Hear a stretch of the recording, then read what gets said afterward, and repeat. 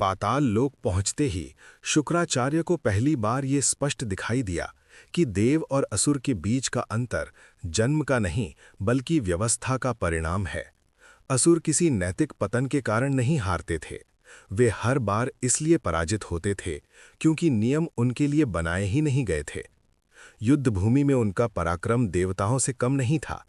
तप, शौर्य और बलिदान तीनों में वे कहीं पीछे नहीं थे, लेकिन हर युद्ध के अंत में एक ही दृश्य दोहराया जाता, असुरों की चिताएं और देवताओं का विजय उत्सव।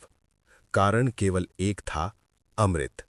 यही वो क्षण था जब शुक्राचार्य ने पहली बार खुले शब्दों में कहा, ये युद्ध नहीं है, ये छल है। यहीं से उनके भीतर वो विद्रोह जन्मा जिसने सृष्टि की व्यवस्था को ही चुनौती दे दी।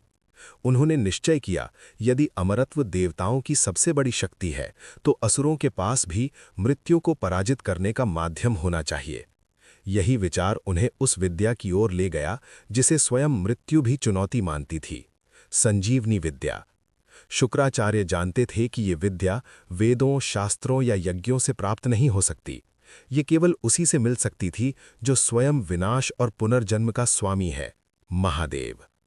उन्होंने कोई घोषणा नहीं की, कोई प्रदर्शन नहीं किया। तपस्या को उन्होंने मौन बना लिया। कहा जाता है कि वे एक वृक्ष की शाखा से उल्टे लटक कर नीचे जलती अग्नि के विषैले धुएं को श्वास में लेते हुए वर्षों तक तप करते रहे। उनका शरीर गलता गया, रक्त बहता गया, पर संकल्प नहीं टूटा। ये तप केवल विद्या प्राप्ति का नहीं था, ये व्यवस्था को चुनौती देने का तप था। इंद्र ने इस खतरे को भांप लिया।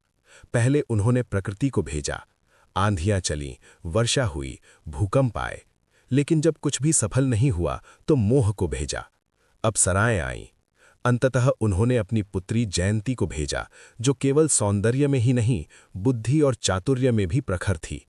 जयंती हर सीमा तक गई, यहां तक कि उसने अग्नि में विष मिला दिया। धुएं ने शुक्राचार्य के शरीर को छलनी कर दिया, पर उनकी आंखें नहीं खुलीं। अपराध बोध से टूटकर जयंती वापस लौट आईं, और अंततः भगवान शिव स्वयं प्रकट हुए। तब से प्रसन्न होकर उन्होंने शुक्राचार्य को संजीवनी विद्या प्रदान की, हालांकि साथ में चेतावनी भी दी, ये विद्या संतुलन के लिए है, सत्ता के लिए नहीं।